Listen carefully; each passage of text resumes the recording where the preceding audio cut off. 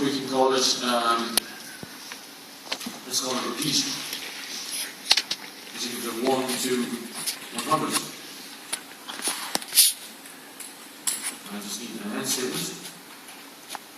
Okay, so that's going to just go from 1 to 100. It's just going to basically implement this command 100 times. Couldn't be simpler. And you see I'm getting closer to a converged solution. Okay? Everything looks a bit jaggedy here. Why does it look jaggedy? Because I've only used a 10 by 10 grid. So now, because I've made my program generic, I can easily just change n here, and automatically everything should correct itself. So now I'll have 100 by 100 elements. And you can see the solution is starting to look smoother. But it's clear that I need a lot more than 100 cycles on the grid. So let me just do 1,000 cycles. Okay, and you can see how much the solution has changed. So there's 100. And there is 1,000. So the solution is changing quite a bit between 100 and 1,000. So let's try 10,000.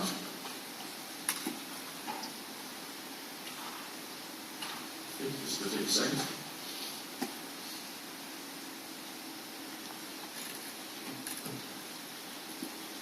Okay, there we go. So there's 10,000 cycles.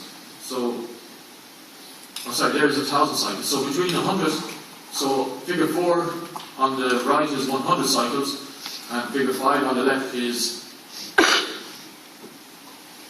this is 1,000 cycles, right? And this is 10,000 cycles. So you can see the solution has still changed a lot between 1,000 and 10,000 cycles. So let's do 20,000 cycles. So the other thing I should put in here is a legend. So I'll just close all my figures first, because if you make too many figures, it'll crash your computer. So you just type close all. That closes your figures. So I've got it for, what do we got here? I've got 10,000 cycles.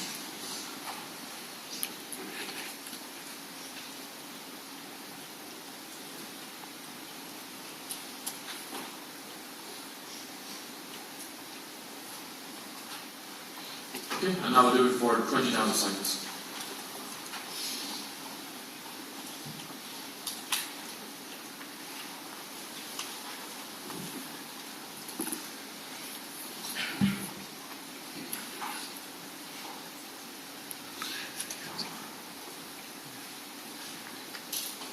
Okay, should just take another couple of seconds. Here we go. Okay, so if you look at 10,000 cycles and 20,000 cycles, they look pretty much identical. Whereas if I was to compare 1,000 cycles to both of these, let's just do that. There's 1,000 cycles, okay? So 1,000 cycles here, 10,000 cycles, and 20,000 cycles. So the 10,000 and the 20,000 look identical. The 1,000 doesn't look the same. Okay? So we know that the correct answer, we know that you need to do at least 10,000 cycles, or around about 10,000 cycles, to get the correct answer. Now what I just did there wasn't efficient. I was messing around with my number of cycles, changing it from 1,000 up to 10,000 up to 20,000. And even then, I don't know, is 10,000 too many? You know, so what if I try 7,000, or what if I try 8,000? Will that be enough? Or is there, you know, does the 10 and the 20, do they just kind of look similar? If I was to start actually looking at the values, will I see differences? You know, these are inefficient ways of asking these questions. If you're running a big program, you want your computer program to make these decisions for you. You want the confidence that your computer program can decide when the answer is correct. So that's what part 2 is all about. Part 2 is all about trying to put in some pieces of code whereby MATLAB can make the decision for you. How many cycles do I need? And all we've got to do is tell MATLAB how are you going to decide that you've done enough cycles. So if you just look at the assignment, I've told you that you should make a variable delta. So this basically is how you decide how many cycles you want to make. So you make a variable delta.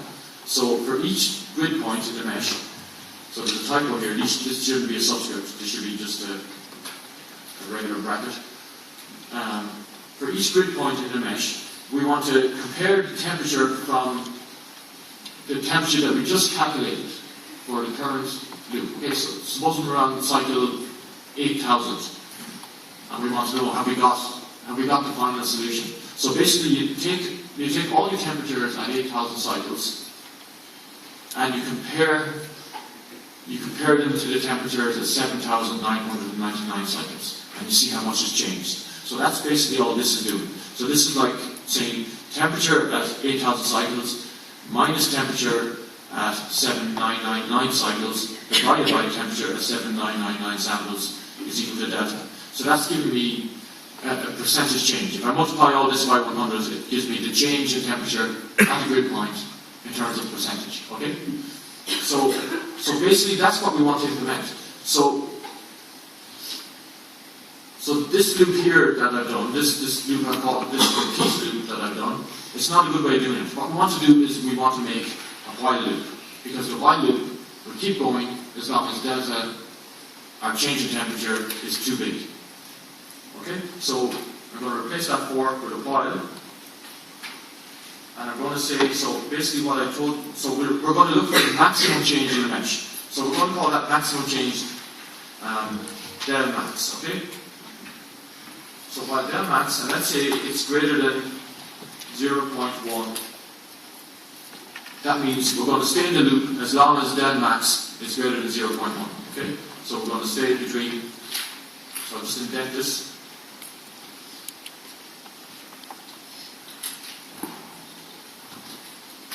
So we're going to stay in this while loop, which starts here and finishes here, so long as del max is greater than 0.1. Okay? That seems pretty straightforward. So what we do need to do is we need to, so at the moment we're just saving the temperatures, the latest temperatures that we calculated. So suppose we're in cycle 2000. All I've got saved is my temperature at cycle 2000. The problem is I've got nothing to compare it to. Okay? What I should have done, I should have been thinking ahead, I should have been thinking, when I'm doing cycle 1999, I should be thinking to myself, hold on a second, this might not be my final cycle. I might want to compare this to my next one, so I should hold on to this result. Okay? So what I do then, the simplest way to hold on to it is just to say up here at the start of my value that, let's call it T previous. Okay, it's a bit of a mouthful, but just so you know what it is. So we just say T previous is equal to T. So that means, think about it, I come into my loop, I come down here, so I calculate my initial T here before I start anything. So it comes in, just with 100 across the top, and it comes in with 0 everywhere else. And I set my T previous equal to T, and I go and I calculate my new T, okay? And if I come back to my, so now I want to do a comparison. So my T previous doesn't change, so I set my T previous here before I update my temperature, okay? So here T previous is the same as my temperature. Then I come down here, and I do this calculation. What's that going to do? That's going to update my temperature. So now, after I do this, I've got my updated temperature, but I've also got my previous one, because I haven't changed it since this line. Okay? So now I can do my comparison. So what is my comparison? Basically, I want to compare every value in my mesh for T and T previous, using that formula that I gave you. Okay? So we're going to cycle through every grid point in our mesh. So we're going to go for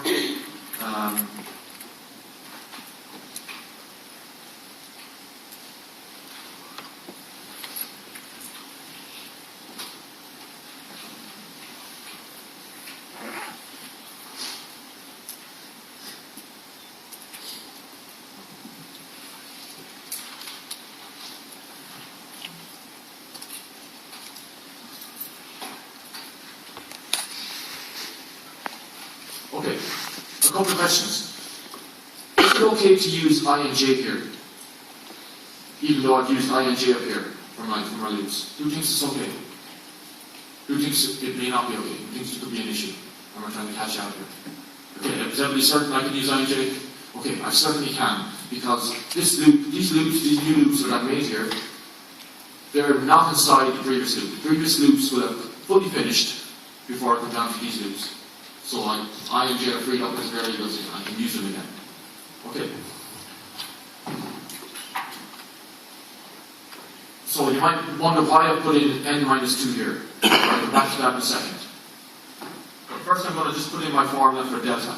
So I'm going to calculate the delta at every grid point. So delta I comma j. So I said it's equal to,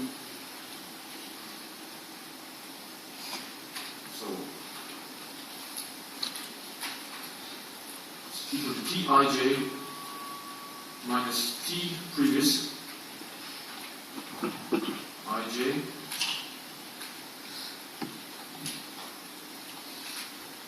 divided by T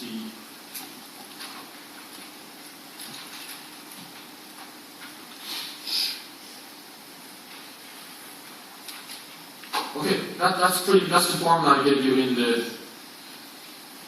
assignment. Okay? I've multiplied it here by 100 just to change it to a percentage. That's all that 100 is doing there. So basically, this is giving me, at any grid point, Ij, this is giving me the percentage change. Okay, this isn't quite right. Why have can anybody suggest why I've just gone to n minus 2 here? Anybody want to hazard a guess? Well, the reason is I don't want to compare my top row and my side rows, because they're not changing, so they'll always be the same between T and T previous. I just want to compare my internal rows. So basically, I'm going from, so let's go back to the 10 by 10 grid. It was easier to deal with the 10 by 10. So if I have let's just have a 10 by 10 grid here. Basically, I'm just going from 1 to 8. So I'm making a delta from 1 to 8, and I'm comparing my values here.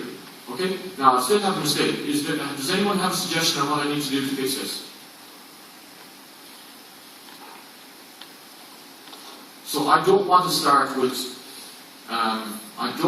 this temperature here, and I don't want to start with this row, and I don't want to start with this column. But at the same time, I don't want values in my delta matrix that I'm not going to use in my delta matrix. So basically, if I put in an I plus 1 here and a j plus 1,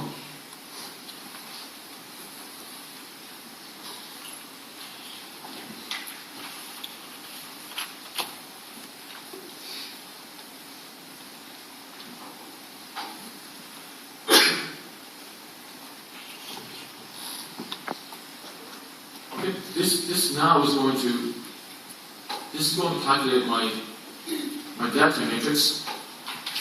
So delta will, if I have 10 points in my grid, delta is going to be an 8 by 8. So I'm just going to have a delta value for each of my internal grid points. But remember, my internal grid points start at 2 and they go up to 9. But we don't want a matrix delta that starts at 2 and goes up to 9. You can't have a matrix. Well, that means my first column of delta will be set to 0 automatically by matlab. And that will cause some problems when I'm trying to calculate my maximum delta. So it's just easier to have delta starting at 1, going up to 8, and then if you think about it, I'm just adding I'm adding 1 to each row and each column of T here. So this T and this T previous are still going from 2 up to 9, even though my loop is going from 1 up to 8. Okay, is everybody clear on that? Okay, so that's nearly all of the problem done. We have a couple of bookkeeping problems that will occur at the start of the simulation. I.e., at the start,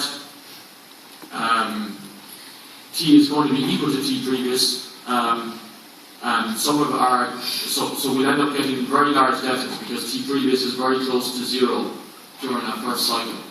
So basically we don't want to do this comparison I would suggest until we've done 3 cycles.